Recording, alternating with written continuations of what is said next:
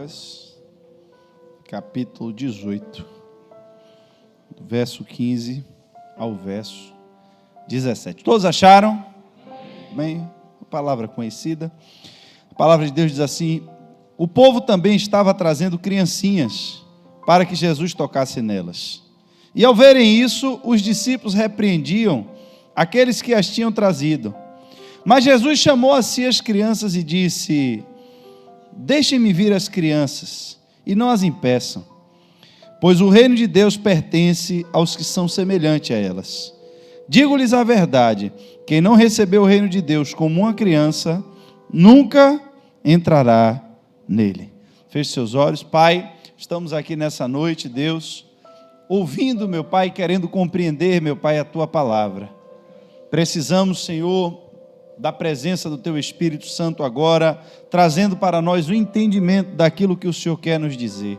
Pedindo, Senhor, que a nossa mente esteja cativa agora a tudo que há de ser dito, meu Pai, para que o nosso espírito seja alimentado. Deus, agradecemos ao Senhor pela Tua presença neste lugar, agradecemos ao Senhor porque o Senhor tem falado conosco. Mas, Pai, agora, meu Deus, o nosso espírito, meu Pai, anseia por esse encontro, meu Pai, com a Tua palavra, algo que o homem não pode fazer.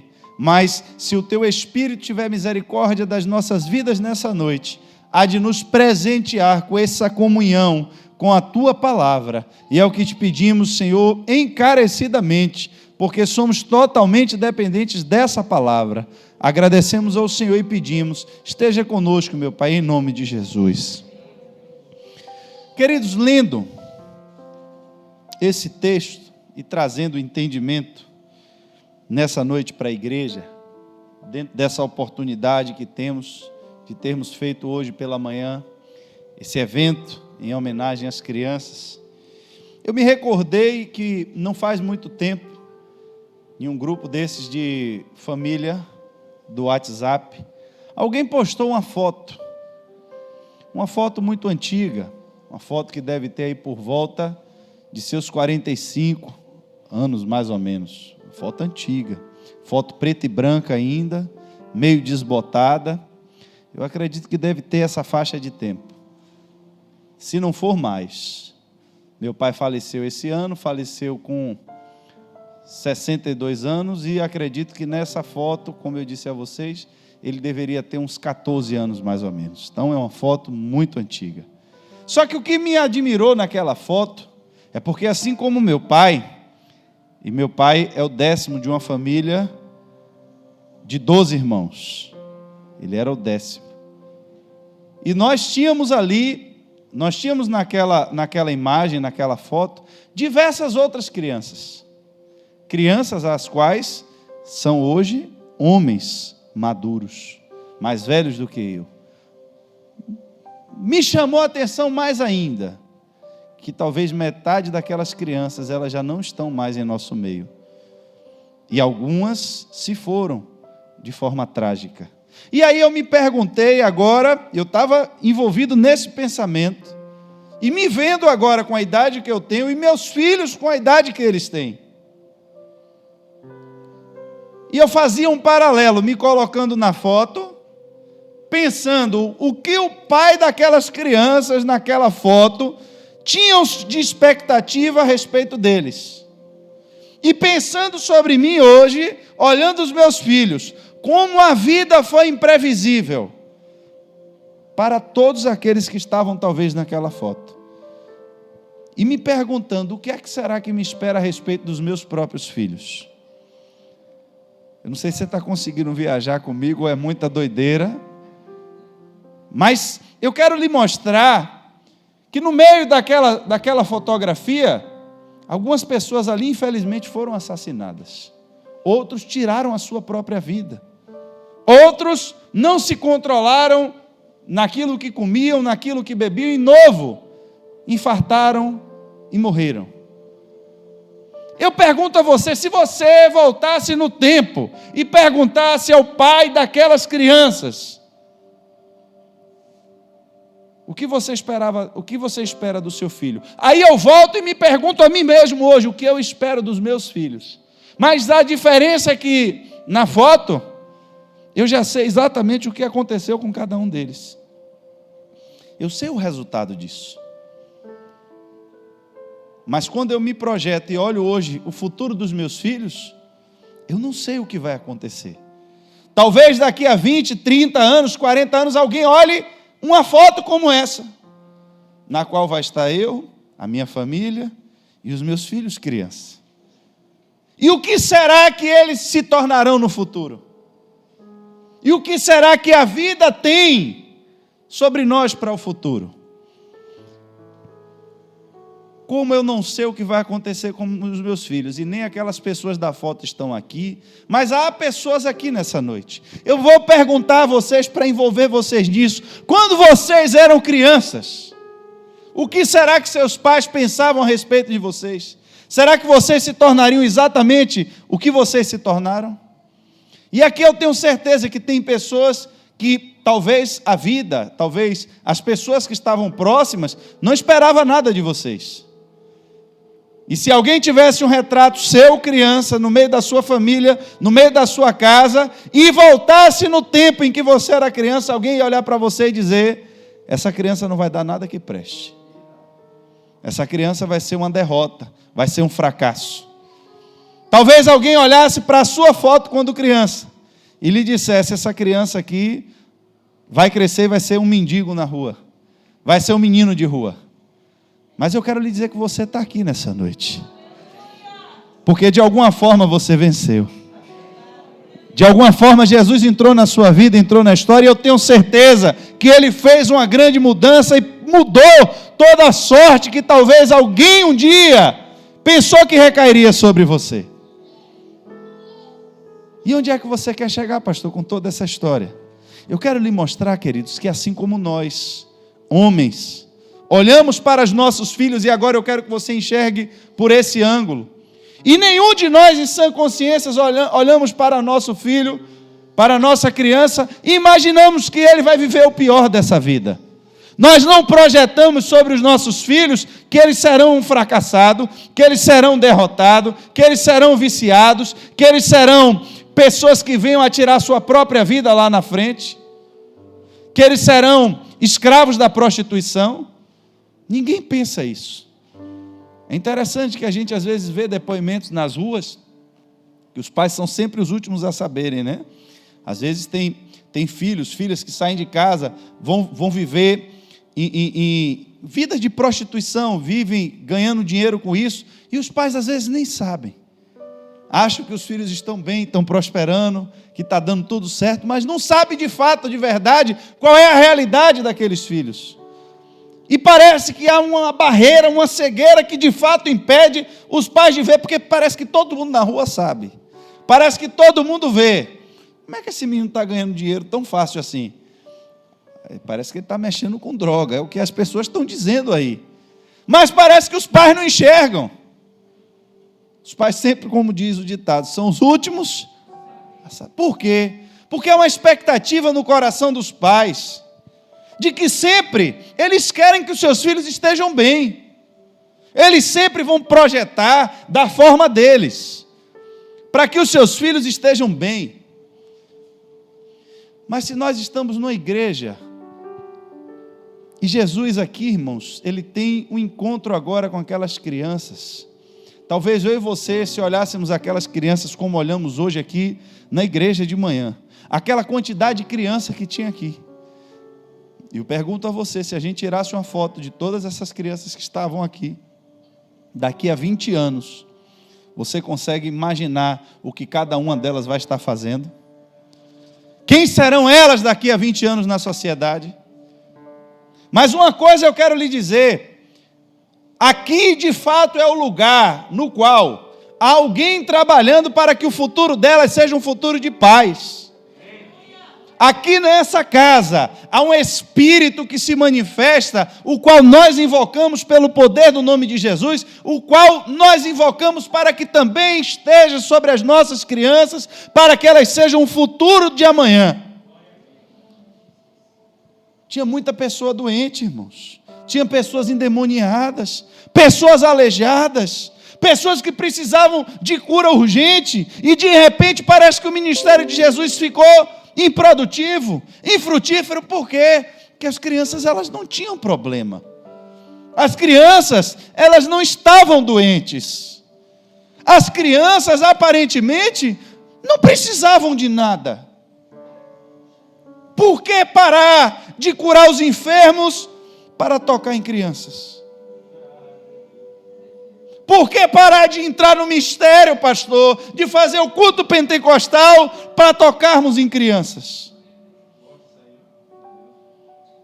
Porque exatamente há 20, 30, 40 anos atrás, nós éramos essas crianças. Porque exatamente um dia alguém teve que trazer até nós a revelação de quem Jesus era, para que Ele tocasse nas nossas vidas e mudasse a nossa história, mudasse o nosso futuro, para que hoje nós estivéssemos aqui sentados para testemunhar do plano de Deus sobre a vida do ser humano. Porque se nós, queridos, nós que somos humanos, projetamos coisas boas para os nossos filhos, o que é que você acha que Deus projeta para os seus filhos? O que é que você acha que Deus tem para todos aqueles que buscam a sua presença? No Evangelho de Mateus, no capítulo 7, a partir do verso 9, preste atenção que a Bíblia diz: qual de vocês, se seu filho lhe pedir pão, lhe dará uma pedra? Ou se pedir peixe, lhe dará uma cobra?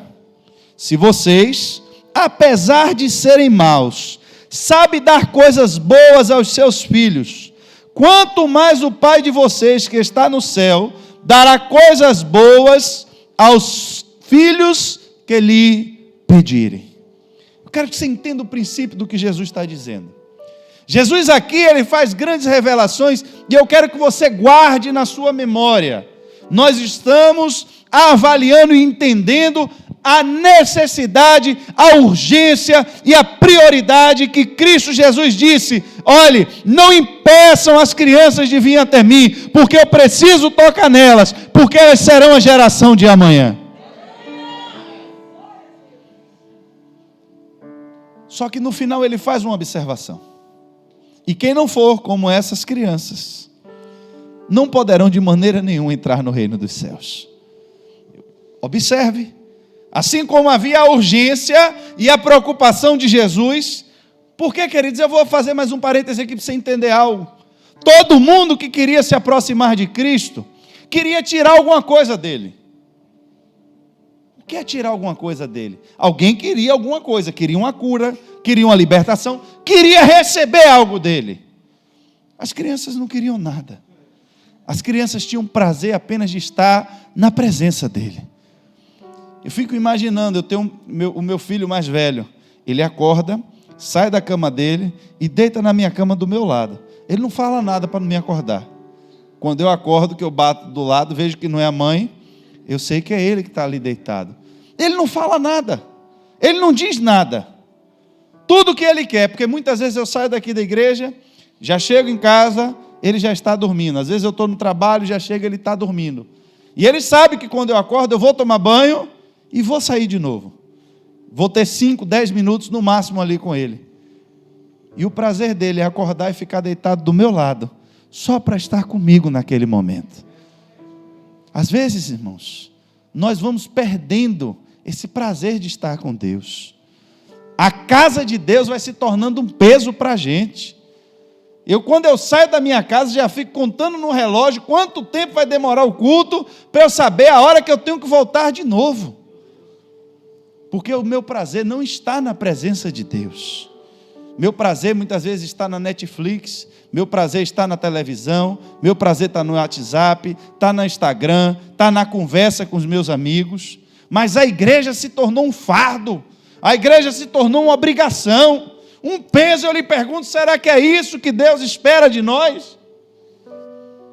Está todo mundo correndo atrás de Jesus, mas estava correndo atrás de Jesus porque estavam doentes, estavam precisando de alguma coisa, estavam com fome, querendo pão e peixe, querendo uma cura. Mas as crianças, As crianças só queriam estar ali com ele. As crianças só queriam estar sentindo a presença dele. E Jesus, quando para tudo e diz: ei, ei, ei, agora não é hora de curar. Agora não é hora de libertar ninguém. Agora é hora de tocar nas crianças. E vou dizer a vocês mais: se vocês quiserem entrar no reino de Deus, vocês precisam ser exatamente como essas crianças. Vocês precisam me olhar, e aí é isso que eu quero que você entenda nessa noite, porque foi isso que Jesus agora disse. O comparativo, Jesus ensina às pessoas que elas devem orar, que elas devem buscar, que elas devem pedir, e que elas não devem desistir. Jesus tinha acabado de ensinar aos seus discípulos a oração do Pai Nosso. Chamamos Pai Nosso por quê? Porque foi a primeira vez que tivemos a referência e a liberdade de poder chamarmos Deus de Pai. Mas queremos que Deus seja o nosso Pai na hora dele resolver os nossos problemas. Mas na hora de darmos a honra a Ele como pais, nós não queremos nos tornar como crianças. Porque se tornar como criança significa eu entender a diferença de entendimento, de conhecimento e de sabedoria que há entre eu e Deus. A total submissão a qual eu devo me comportar quando eu estou diante do Pai. O respeito, a honra, o desejo de estar com Ele apenas pela presença dEle. Quando é para pedir, aí eu sou o filho indefeso. Mas quando chega na hora de obedecer, eu já sou maduro o suficiente para julgar e avaliar o que eu posso obedecer e o que eu não posso obedecer. Eu começo a julgar as leis de Deus. Irmãos, eu quero que você entenda que o Evangelho é o amor de Deus. Evangelho não é um conjunto de regras. Paulo faz uma abordagem e diz: eu quero que se vocês me digam, se foi por obedecer à lei, se foi por cumprir preceitos e mandamentos que vocês foram batizados no Espírito Santo. Não foi. Foi pela graça de Deus. E o que é a graça? É a manifestação do amor imerecido de Deus por cada um de nós. E a compreensão agora de que eu tenho esse pai, mas que eu preciso também me portar como filho. E a minha posição de filho não é um filho que já tem uma maturidade suficiente para questionar os atos do meu pai. Mas é de um filho que preciso pedir a ele, crendo que ele é um pai bondoso. Que se eu pedir a ele uma coisa boa, um peixe, ele não vai me dar uma cobra. Que se eu pedir a ele que me dê um pedaço de pão, ele não vai me dar uma serpente. Porque ele disse: nós que somos homens maus, projetamos sobre os nossos filhos um futuro de paz, um futuro de bênção, projetamos sobre os nossos filhos um futuro no qual nós queremos que eles venham a viver de forma favorável, de forma agradável, e que possam experimentar as bênçãos de Deus. Qual é o plano que Deus tem para os seus filhos? E aí agora, se você pudesse entender Cristo Jesus, se você pudesse entender Ele naquele momento com aquelas crianças, e se você pudesse lembrar da foto do meu exemplo. Os discípulos estavam olhando aquelas crianças e para eles era qualquer criança, era mais uma criança. Assim como nós às vezes estamos aqui na igreja e entra mais uma criança. Aconteceu um fato interessante. Hoje, na hora que eu cheguei na igreja, entrou uma criança sozinha aqui no culto. Exatamente hoje, na hora que eu cheguei, entrou uma criança sozinha aqui no culto. Ela veio para a igreja. Alguém perguntou a ela, um dos obreiros perguntou: você tem costume de estar aqui na igreja? Você vem aqui sempre? E a criança disse: não sei, eu não... E entrou aí, veio para a igreja. Deve estar aí dentro da salinha.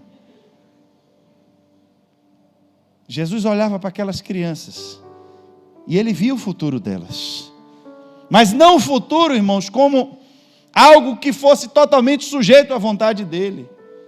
Porque o que a Bíblia diz, e eu quero fazer esse paralelo, você vai achar em Provérbios 22, no verso 6, quando diz: instrua a criança segundo os objetivos que você tem para ela, ou segundo o caminho que deve andar, e mesmo com o passar dos anos, não se desviará deles. Esse entendimento diz que você que é pai, você tem um tempo que você pode instruir o seu filho, que você pode trazer a palavra para o seu filho.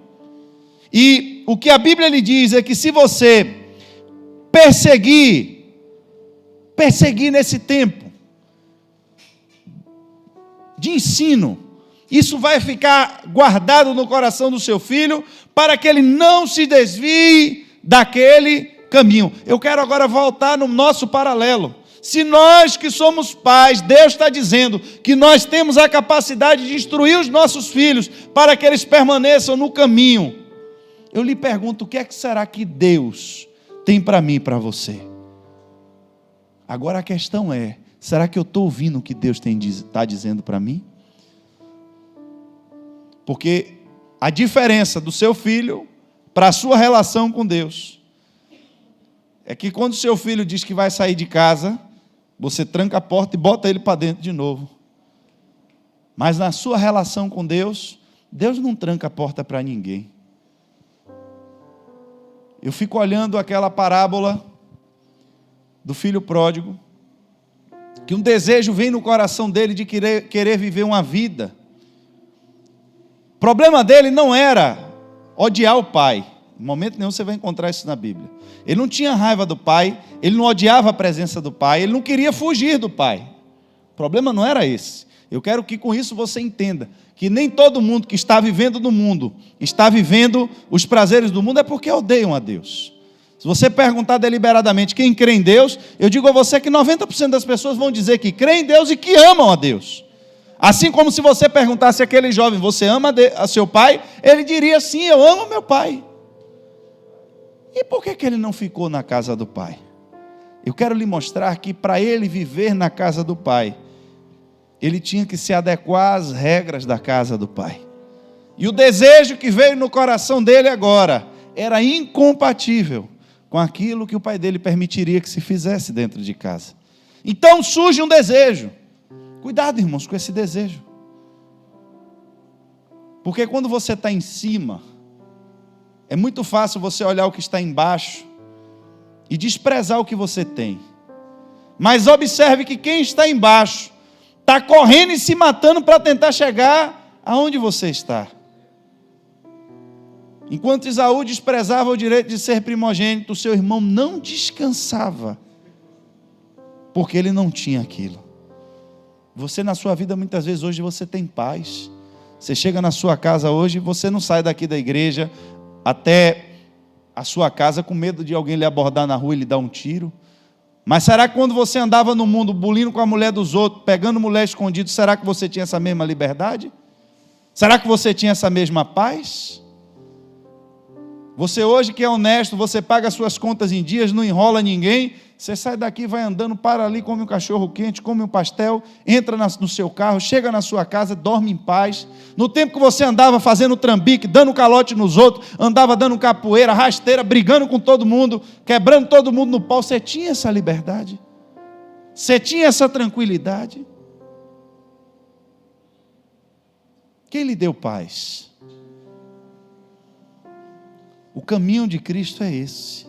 Mas para que eu viva as bênçãos de Cristo, eu tenho que entender que eu tenho que me submeter às regras da casa de Cristo. Porque se você perguntasse àquele jovem o que ele desejaria, eu lhe digo, ele desejaria o melhor dos dois mundos.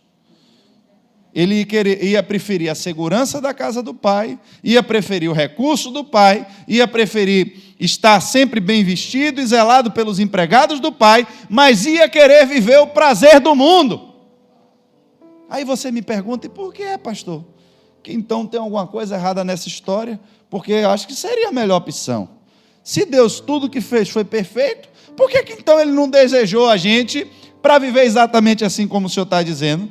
Para que a gente pudesse curtir todos esses prazeres dentro da casa do Pai. É só por um detalhe, irmãos. Porque tudo isso que hoje nós achamos que é prazeroso, a Bíblia chama essas coisas de coisas vergonhosas. Porque o padrão de moral da sociedade, o padrão moral do ser humano foi totalmente corrompido pelo pecado. Há abominações que hoje você aqui que está sentado aqui, você ainda repudia. Mas em outras sociedades, Eles achavam normal. Será que o que a sociedade hoje aí acha normal, em outro tempo, as pessoas também não achavam absurdo? Por exemplo, hoje na nossa sociedade ainda é tabu as pessoas terem prazer sexual com animais. Mas vá para a Bíblia. Você vai ver povos que foram destruídos, que Deus lhe mandou entrar e disse, olha, destrua tudo, destrua até as crianças. E eu pensava, meu Deus, por que as crianças? Aqui no nosso meio nós temos psicólogos que vão lhe dizer que ainda antes da razão ser formada na mente das crianças, o subconsciente delas está absorvendo exatamente tudo. E aquelas imagens terríveis do que elas já tinham visto, já tinham vivido, já tinham contaminado a mente dessas pessoas, de tal forma que ainda que elas crescessem, sem ter consciência daquele tempo que elas tinham vivido, aquilo alteraria a forma delas verem o mundo de qualquer jeito. E Deus disse, tem que entrar e tem que matar tudo. Criança, para essa semente não ficar sobre a terra.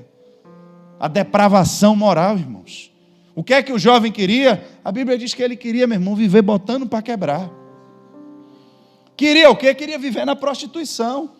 Por quê, irmãos? Porque para o nosso corpo pecador, para a nossa carne corrompida pelo pecado, a prostituição dá prazer. Dá prazer. Não é mentira, está na Bíblia, vai ler. Porque o pessoal olha com a cara assustada. Que dizer a verdade, dá. Para o homem, para a carne do homem, dá prazer. Já viu aquela história que a goiaba do vizinho sempre é mais gostosa do que a nossa? A grama do vizinho sempre é mais verde do que a nossa? São desejos impuros que vêm no nosso coração, inveja. Às vezes tem coisas... Eu me lembro que eu era criança. Eu tinha uma girafa de plástico lá que eu tinha ganhado. Você vê como a importância dos pais. A importância dos pais. Nunca esqueci, eu tinha 5 anos. A idade do meu filho, eu tinha 5 anos. Nunca esqueci disso. Eu nunca esqueci disso. 5 anos. Eu tinha um quarto, irmãos, eu era filho único. Eu tinha 6 tios por parte de mãe. Eram 3 mulheres, 2 homens, só tinha eu de sobrinho. Então imagine, eu tinha uma tia mesmo que trabalhava, que na época era das mais velhas, começou a trabalhar. O que eu fosse na rua e pedisse, estava na mão. Silvio mesmo está aqui, meu tio, começou a namorar com minha tia, para dar o baratinho minha avó e sair, vou levar Samuel. E aí eu ia com ele, ia para a rua, mas era tratado assim. Então tudo que eu pedia, sempre tinha. Meu pai, mesma coisa, minha mãe, sempre brinquedo, presente. Lá em casa tinha esse negócio de aniversário, podia escolher o presente que eu queria, e aí sempre meus pais faziam à vontade. Eu gostava, meu irmão, o que eu mais tinha era brinquedo. E por coincidência, foi esse aniversário de 5 anos que minha tia está aqui, vai lembrar. Foi logo quando surgiu esse negócio de câmera portátil, que filmava eventos e tal. Então, foi a primeira vez que filmou um aniversário nosso, foi meu aniversário de 5 anos, e gravou a quantidade de brinquedo que eu recebi. Vocês não têm noção. Eu tinha 2 quartos no apartamento só com brinquedo. Estou dizendo a você que era muito brinquedo. Isso ficou registrado, era muito brinquedo. Tinha um avião, tinha carro de controle remoto, mas tinha uma tribulação de uma girafa plástica. Irmão, a girafa não falava. A girafa não andava sozinha. A girafa nem piscava o olho. Era só uma girafa plástica. Um dia, foi no apartamento que a gente morava, uma senhora que morava na ladeira da casa de minha avó. E ela tinha um filho, o nome do menino era Jefferson. E esse menino viu a girafa, ficou brincando com essa girafa, e minha mãe perguntou, Samuel, você brinca com essa girafa? Eu disse, não. Então vou dar ele? Ele disse, pode dar, não quero. Meu irmão, quando eu acordei no outro dia, me deu uma saudade dessa girafa. Eu comecei a chorar dentro de casa por causa dessa girafa. Uma perturbação. Minha mãe disse, não, você não vai buscar nada. Não, eu quero minha girafa de volta. Negativo. Olhe quanto brinquedo você tem, meu filho. Mas parece que tudo o resto perdeu valor para mim, porque eu só queria aquele inferno daquela girafa. Passei uma semana sem vontade de comer por causa de uma girafa. Eu ia na casa do menino, meu irmão, só para ver a girafa. Ficava lá olhando a girafa. Doido para ver. E aí, tá brincando com a girafa? Não é para ele dizer, não, para eu levar minha girafa de volta. Minha mãe disse, você não vai pegar de volta. Irmão, 5 anos. Sabe o que é isso? A corrupção do pecado no coração da gente. Desde criança. Enquanto era minha, não tinha valor nenhum. Mas foi para a mão do cara, agora a girafa tem valor. Tá Davi lá, meu irmão, cheio de mulher, não sei o que aqueles homens tomavam lá, que um tinha 1000 mulheres. Não sei que...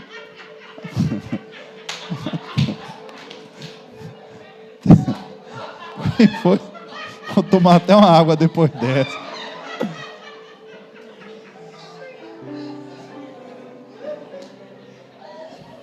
O homem tinha 600 mulheres, Paulo.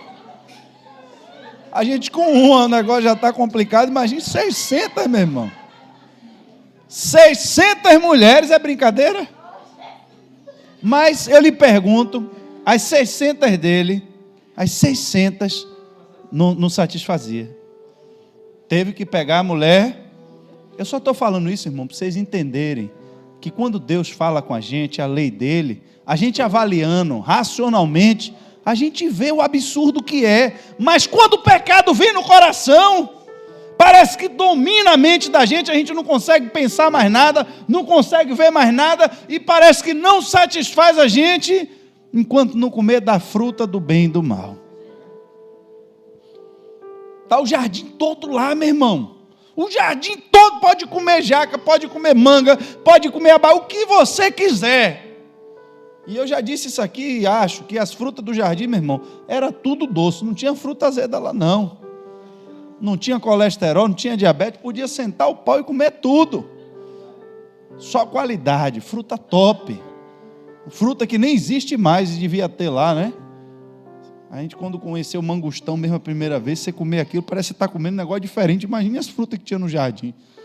Mas nada satisfazia mais aquele casal, porque a mente deles e os olhos, meu irmão, parece que só estava vidrado no que não podia. O jovem vivia na casa do pai, não tinha que trabalhar duro, não tinha que viver uma vida pesada, era honrado, vivia com tudo o que precisava. Eu não sei quem, irmão, chegou e abriu os olhos dele para uma outra realidade.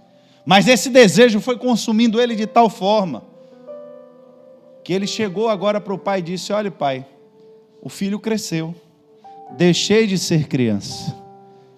Entenda dessa forma, porque vai fazer todo sentido para essa mensagem de hoje. Enquanto eu era criança, eu vivia debaixo da sua casa, debaixo das suas regras, tinha que me submeter aqui, mas agora o filho cresceu, e eu quero que o Senhor me dê o que é meu de direito, porque eu já sei cuidar da minha vida, eu já sei o que é bom. Essa vida que o Senhor vive para mim não serve. Eu quero viver a minha vida. Só que quando nós, irmãos, projetamos algo na nossa mente, a nossa mente, ela sempre vai nos trair de alguma forma. Por quê, pastor? Porque nós não temos a capacidade de compreender as coisas da forma como de fato elas são. Os nossos planos, os planos dos homens, eles vão esbarrar exatamente, olha eu voltando de novo para a minha fotografia, no futuro incerto. Será que daquelas crianças que estavam na foto, um pai que estava ali, um médico, olhou para um filho e imaginou que ele ia ter o fim trágico que ele teve? Será que o outro olhou para um outro filho dele e disse, esse daqui vai ser assassinado? Quem olhou e pensou isso, irmãos? Eu tenho certeza que ninguém. Todos eles deveriam estar no seu tempo investindo na melhor educação no seu filho, dando maior conhecimento, porque esperava que um dia eles fossem alguém na sociedade, que algum dia eles tivessem um futuro de paz. Assim como aquele jovem achou, não preciso mais me submeter ao meu pai, eu posso viver a minha vida. Só que a Bíblia diz que ele foi, e quando ele começou a curtir o que ele achava que precisava, quando ele achava que estava vivendo agora o melhor, porque na casa do pai dele não tinha aquilo. Na casa do pai dele não tinha aquela cachaçada. Na casa do pai dele não tinha uma maconha. Na casa do pai dele não tinha um pó. Na casa do pai dele não tinha as mulheres dançando com aquelas roupas. E os primeiros dias eu tenho para mim que ele ficou encantado. Nos primeiros dias, irmãos, eu acho que ele achou que estava no céu, na terra. E olhava com desdém para a casa do pai. E devia até pensar, quanto tempo eu não perdi ali naquele lugar. Isso é o que o diabo muitas vezes mostra na vida de cada um de vocês, quando ele quer tirar vocês da presença do Pai. Quanto tempo você perdeu com esse negócio de igreja, com esse negócio de crente? Ô, meu irmão, toma umazinha, você já fica legal, já vai ficar esperto, e aí já desinibido, já chega nas mulheradas, e aí agressão verbal, e já vai colando, é assim. E o cara, meu irmão, já toma uma, fica nervoso e agressor, e vai lá e pega uma, duas, três, e aí no outro dia acorda tombado, mas e aí vai. Quando você olha para a criança, e você olha para o tempo de vida que ela tem até se tornar um adulto, há muita coisa, irmãos, que pode acontecer nessa trajetória. E a Bíblia diz que o problema do jovem não foi porque ele planejou mal. Não foi. O plano dele era perfeito. O dinheiro que ele tinha dava para ele viver o resto da vida dele, se as condições permanecessem as mesmas. E o que foi que aconteceu, pastor? Que o plano dele deu errado. A Bíblia diz que para a terra onde ele foi, houve grande fome. Aí muda tudo, irmãos. Porque o projeto do homem é com base no que ele está vivendo hoje. O meu projeto e o seu projeto é para a vida que nós levamos hoje. Hoje muitas vezes desprezamos pequenas coisas, desprezamos alguns mandamentos do Senhor, porque temos como estar contornando as coisas pela vida que a gente leva hoje. Mas o que é que pode mudar na minha vida e na sua vida, que pode nos varrer de vez da trajetória?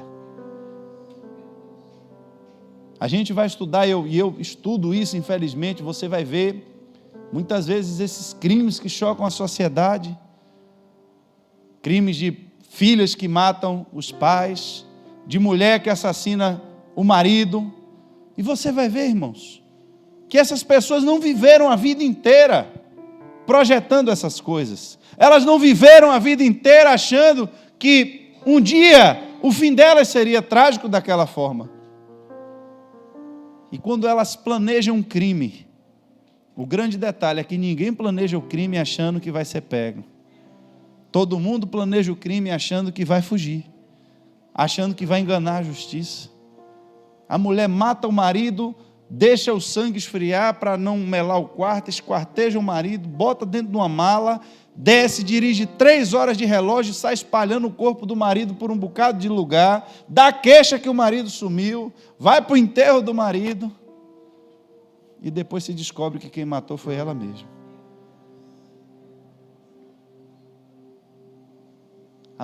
A menina combina com o namorado para entrar em casa de noite, mata os pais a paulada, e ninguém sabe de nada, liga para a polícia ainda porque a casa está aberta, com sinal de arrombamento. No meio do caminho eles se desentendem, um bota a culpa no outro, e vão todos dois condenados a 39 anos de cadeia. Você acha que essas pessoas um dia pensaram que a vida delas terminaria assim? Vocês acham que um dia, quando eles se envolveram, se conheceram, se apaixonaram, vocês acham que um dia eles acharam que a vida dele ia terminar exatamente da forma como terminou? O que mudou? Em algum ponto da vida deles, veio uma grande seca, e eles estavam longe da presença do Pai. Esse é o problema. Veio o imprevisto, veio o que eles não esperavam, e eles tomaram decisões erradas. Por quê? Porque eles não estavam debaixo da guarda do Pai. Porque o Pai, quando planeja algo para a nossa vida, irmãos, há coisas que são melhores e são maiores que nós não sabemos. Mas como é que Deus está mandando eu ir virar escravo na Babilônia? Será que isso vem de Deus mesmo? E o profeta Jeremias diz: assim diz o Senhor, quando se completarem 70 anos da Babilônia, eu cumprirei a minha promessa de trazê-los de volta, porque sou eu que conheço os planos que tenho para vocês, planos de fazê-los prosperar e não de lhe causar dano, plano de dar-lhes esperança e um futuro. Então vocês clamarão a mim, virão orar a mim, e eu os ouvirei. Vocês me procurarão e me acharão, quando me procurarem de todo o coração. Não pode ser Deus que está mandando eu ser escravo na Babilônia, é Deus que está mandando você ir para lá. Por quê? Porque, irmãos, a gente sabe os nossos planos, e muitas vezes nós olhamos para a nossa vida, tomamos decisões, queremos viver as coisas do nosso jeito, e desprezamos algumas coisas que Deus diz. Por que o pastor fica ali dizendo que eu não posso ver pornografia no meu celular? Por que o pastor fica ali dizendo que eu não posso mentir? Se você soubesse que um dia alguém ia lhe dar um tiro no meio de sua testa por causa de uma mentira que você contou, você mentiria? Você não sabe qual vai ser, você não sabe que dia vai ser, a quem vai ser, mas essa pode ser a causa de sua morte. E quando Deus lhe diz não minta, não é contra Deus que você está pecando, mas o mal vem sobre você mesmo. Quantas pessoas não se envolveram com pessoas erradas que elas não sabiam que estavam sendo manipuladas? O maior assalto que já teve na história dos Estados Unidos, quem entregou as chaves, os bandidos estudaram previamente, antes de terem as transações eletrônicas, todo dólar que ia para a Europa, e lá era trocado por euro, tinha um avião que trazia de volta para os Estados Unidos todo dólar de papel. E os ladrões descobriram que só ficavam 8 pessoas tomando conta daquele cofre nos Estados Unidos. E eles começaram a projetar como arrombar aquele cofre. Mas tinha um guarda, que ele era viciado em sexo. Ele frequentava casas de prostituição. Só que ele não sabia que ele estava sendo observado. Ele não sabia que havia um projeto muito maior de destruição e que ele era uma das pessoas que estava sendo observada pelos bandidos. E os bandidos armaram tudo de tal forma que enquanto ele estava se entregando ao prazer, os bandidos pegaram a chave do cofre e tiraram a cópia de todas as chaves para assaltar aquele lugar. Muitas vezes, irmãos, nós estamos vivendo a nossa vida, estamos vivendo o nosso plano, estamos saindo do plano de Deus, mas nós não sabemos o que é que o diabo está armando contra a nossa vida. Muitas vezes um passo que você está dando hoje, uma decisão que você está tomando hoje, é algo que vai lhe prejudicar daqui a 10, 12, 13, 14, 15 anos, porque o diabo, irmãos, a Bíblia diz que ele é astuto, ele arma cilada contra as pessoas, e ele vai, como a Bíblia diz, como aquele que caça passarinhos, esperando o tempo, a oportunidade certa para atacar. Às vezes é uma conversa que você está tendo e você esconde do seu pai, esconde da sua mãe. É uma pessoa que você está se relacionando que se você sabe que se levasse para a sua casa, seu pai e sua mãe não aprovaria. São imagens que você anda armazenando no seu celular.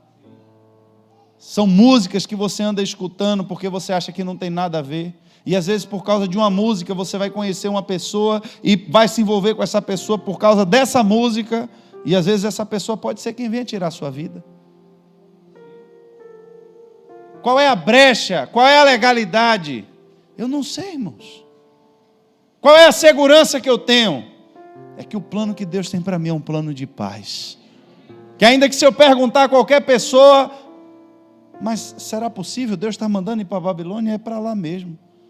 Mas não parece correto, mas é o plano de Deus. Mas a casa do Pai está muito sem graça. Eu prefiro ir viver a minha vida. Aquele jovem ainda teve uma oportunidade, depois que tudo se acabou, depois que ele estava humilhado.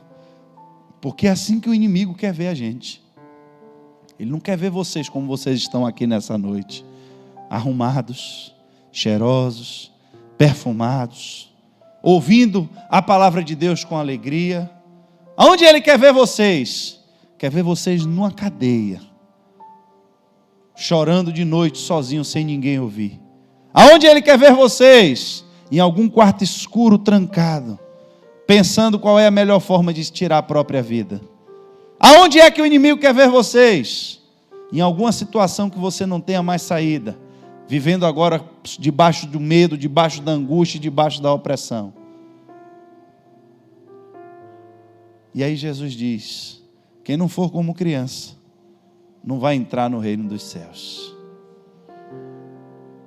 Eu preciso entender, irmãos, que toda palavra, que toda regra que existe na casa do Pai é para minha proteção. Porque é muito fácil eu querer viver um evangelho, irmãos. Irmãos, conhecimento bíblico. Eu vejo muitas pessoas, não tenho nada contra o conhecimento é bênção. A Bíblia manda a gente crescer na graça e no conhecimento. Mas não pode ter uma coisa sem a outra. Eu não posso vir para aqui, passar a noite toda só rodando, pulando. E qual é o fundamento disso aí mesmo? Quanto isso, as pessoas indo para o inferno. Mas fala no mistério, mas vai para o inferno. Mas profetiza, mas vai para o inferno. Quem profetiza vai para o inferno? Vai. Está escrito na Bíblia, vai ler a Bíblia que você vai ver. Quem revela as coisas da minha vida vai para o inferno? Vai. É mesmo, pastor? Pois é. Quem anda revelando a vida dos outros, quem anda curando, quem anda, corre o risco ainda de ir para o inferno. Por quê? Porque a salvação não tem nada a ver com o dom que Deus deu à pessoa. A pessoa pode cantar bonito e ir para o inferno. Pode cantar feio e ir para o céu. A manifestação do dom de Deus é uma coisa, irmãos. A salvação é outra, não tem nada a ver. Mas como é que aquele cara estava fazendo e acontecendo e agora vai para o inferno? Porque quem fazia, irmãos, era o dom que Deus deu a ele. O Espírito de Deus muitas vezes estava usando ele ali. Como é que Sansão pegou aquele queixo de jegue e saiu matando todo mundo? No dia anterior ele estava com a prostituta. Qual foi o fim dele? Você já viu qual foi o fim dele? Deus disse: você vai ter que destruir os filisteus, porque eles não vivem de acordo com a minha vontade. Então o fim dos que não vivem de acordo com a minha vontade é a morte. Na hora que ele teve que matar os inimigos, ele teve que morrer junto. Por quê? Porque ele vivia a mesma vida que os inimigos dele viviam. Vivia no meio do povo, no meio da bagunça, no meio da prostituição. Quando o juízo de Deus veio, quem era que tinha que cumprir o juízo de Deus? Ele mesmo. Mas ele estava na conta dos que tinham que morrer. Me encoste na pilastra do templo. Quando ele derrubou, caiu sobre a cabeça dele também. Se talvez ele tivesse vivido outra vida, tivesse tomado outras decisões, tivesse obedecido às leis de Deus, talvez ele estivesse do outro lado do templo na hora que o templo caiu. Mas pelas decisões erradas que ele tomou, na hora do juízo de Deus se manifestar através da vida dele, ele foi no meio também. Foi contado junto com os inimigos de Deus. Mas não foi ele que livrou o povo? Foi. A Bíblia diz que ele matou mais gente no dia da sua morte do que em toda a sua vida. A Bíblia diz que depois que Sansão cumpriu o propósito pelo qual Deus tinha enviado ele, porque o propósito dele foi exatamente esse. O anjo não falhou, o anjo não mentiu na sua proposta. Esse menino está vindo e ele trará livramento ao povo. E trouxe. Mas a questão é, ele livrou os outros, mas não conseguiu se salvar. Porque na hora do juízo de Deus, ele estava no meio dos inimigos. Na hora do juízo de Deus, os atos dele tinham levado ele para a prisão. Ele era prisioneiro. Ele não tinha opção de sair. Ele não tinha como dizer: olha, me leve para fora do templo. Não dava. Por quê? Porque ele estava preso. Como estava aquele jovem agora? Preso. Preso por quê, pastor? Porque ele tinha fome. A necessidade dele agora não era mais de sexo. A necessidade dele agora não era mais de droga. Porque o diabo, irmãos, vai humilhando a pessoa até a hora que a pessoa agora começa a mendigar pelo pão. Quando tudo estava bem, o diabo lhe mostrou tanta coisa boa. Quando você não sabia nem o que era fome, não sabia o que era trabalho duro, o diabo lhe mostrou tanta coisa para você viver. Vá no hospital, irmãos. Se o diabo está ali tentando, vá um dia ver as pessoas que estão em cima de uma cama e não podem sair mais. Vá ver as pessoas que estão presas numa máquina de hemodiálise e vão morrer ali. Vá um dia visitar alguém no presídio e veja por que aquela pessoa foi parar ali e agora sem nenhuma expectativa de quando vai sair dali. Você acha que um dia ela pensou que a vida dela terminaria daquele jeito? A pessoa simplesmente sente uma dor quando vai no hospital. Faz o exame, o médico diz, você está com câncer e tem pouco tempo de vida. E aí você vai fazer o quê? A pessoa sai para comprar um remédio, numa moto é atropelado, passa 2 anos em cima de uma cama e depois não volta a andar mais. O que é a nossa vida?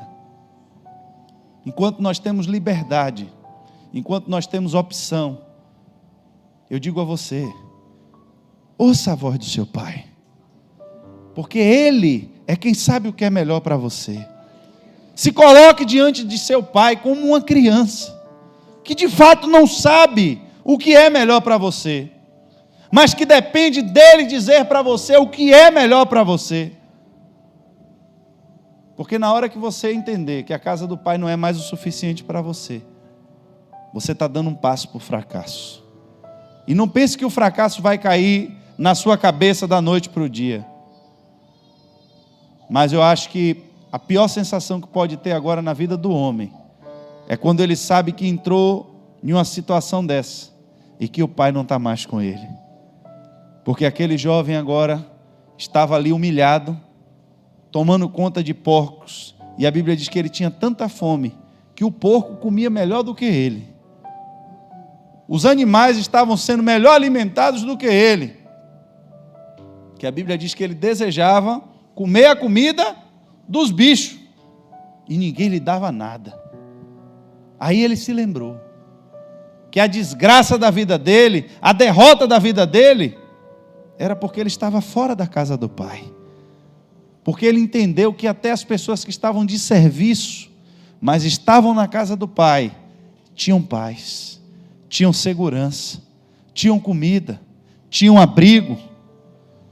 Mas não veio de uma vez a derrota, não se manifestou de imediato a derrota. A derrota foi se manifestando aos poucos. Primeiro veio a fome, depois veio a falta do dinheiro, depois ele ficou com fome, até que ele chegou em um lugar que ele já não tinha mais forças para sair sozinho. Mas ele se lembrou do pai. E a Bíblia diz, aqueles que vierem a mim, de maneira nenhuma eu lançarei fora. Foi por isso que Jesus disse, olha, deixa as crianças virem, não vou lançá-las fora. Vocês não sabem o que vão acontecer com essas crianças, você não sabe qual é o futuro delas, mas eu sei. E eu quero abençoar elas para que elas tenham um futuro de paz. Eu queria que você ficasse em pé nessa noite.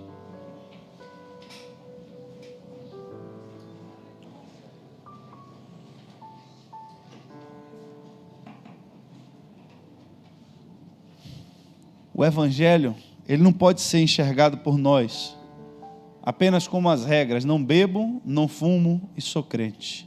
Não tem nada a ver com isso. Talvez tem muita gente nessa noite que pode estar aqui orando e dizendo, Deus, tenha misericórdia de mim porque eu sou pecador. E Deus está ouvindo a oração dessa pessoa. Enquanto outros justificam-se a si mesmo. Senhor, olhe como eu tenho contribuído com a tua obra. Olhe como eu sou santo. E Deus pode estar dizendo, essa oração eu não estou nem ouvindo. Porque o que Deus está preocupado, irmãos, não é com o resultado do que você faz, mas é como você faz para chegar ao resultado. Se é com amor, se de fato você tem entendido qual é a verdade do Evangelho. Não adianta, irmão, você entrar aqui nessa noite para todo mundo ver que você é um crente pentecostal e você chega na sua casa, sua vida é um inferno com sua mulher, seu casamento está destruído, mas você tem que manter a posição, tem que manter uma postura. Mas você chega em casa e você não faz nada para mudar isso. É fácil, pastor? Ô, meu irmão, se fosse fácil, as pessoas não estavam por aí se matando lá fora. Casamento é difícil, irmãos. Se alinhar dentro de casa duas pessoas que foram feitas diferentes, é difícil. Quando alguém tem que ceder, então aí é que a coisa parece que empena mais ainda. Não é fácil, irmãos, mas é necessário. Começa a dar certo a partir do momento que você entende que está aí nesse negócio, você vai ter que dar um jeito, que não tem para onde você correr. Devolver o marido a Deus, você não vai poder fazer. Arrumou, meu irmão, agora aguente. Se vire. Faça dar certo. O que eu não posso é ignorar isso e querer viver uma vida espiritual demais. Querer levar as coisas de Deus só no mistério. E as bases como é que estão? Aí o diabo vai deixando você crescer. Ele vai deixar. Por quê? Porque ele sabe que você não tem fundamento. Ele vai deixar você aparecer. Aí às vezes você está orando porque Deus não deixa, porque Deus não faz, eu estou orando tanto e Deus não está deixando, mas aí Deus está cuidando de você. Porque tem brecha no muro. Porque a base ela não está sólida. Mas Deus, eu oro tanto para esse ministério crescer e não cresce. Por quê? Porque na hora que você chegar lá em cima, alguém vai puxar a sua cadeira. E a queda vai ser feia. Às vezes Deus está lhe protegendo. E por que eu não enxergo? Porque eu não tomo uma posição diante de Deus de criança, entendendo que o plano dele para a minha vida é melhor do que o meu. Entendendo que a porta que ele fecha é porque ele não quer que eu passe por ela. Entendendo que se há coisas que quem está no mundo pode fazer, eu não posso, é porque ele está me protegendo até do que eu não vejo.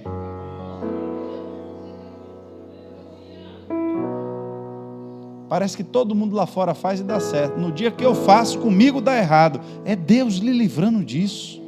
Lhe dizendo exatamente que Ele não quer você envolvido com isso. Mas todo mundo na empresa fez e deu certo para todo mundo. Para você não vai dar. E dê graças a Deus, porque Deus ainda está lhe corrigindo. Porque os que Ele não está corrigindo agora, irmãos, é porque já estão destinados para a condenação eterna. Não há pecado que fique impune. Há pecados que Deus já está mostrando aos homens aqui, já está apontando aqui, querendo correção aqui, porque a Bíblia diz que Deus corrige aqueles que Ele ama. Mas os que Ele não ama, irmãos, Ele vai deixar viver a vida aí, porque esses aí já têm um encontro marcado com Ele para a condenação eterna. Deixe vir as minhas crianças. Eu falei para você de 30 anos atrás, de 40 anos atrás, quando vocês eram crianças. Mas e se eu lhe perguntar na data de hoje, o que é que espera o futuro de vocês? A partir de hoje. Porque naquele álbum tinha crianças, mas tinha muito adulto. O que será que eles esperavam da vida deles, dali para frente? E a nossa vida é assim. A única segurança que nós temos é que se nós estivermos totalmente ligados com Deus, se nós estivermos totalmente submissos a Ele e obedientes à sua palavra, querendo habitar na sua casa, tendo prazer na sua presença, sem que isso seja um enfado para nós, a Bíblia diz que nós vamos experimentar a vontade dEle, que é boa, perfeita e agradável. Feche seus olhos nessa noite.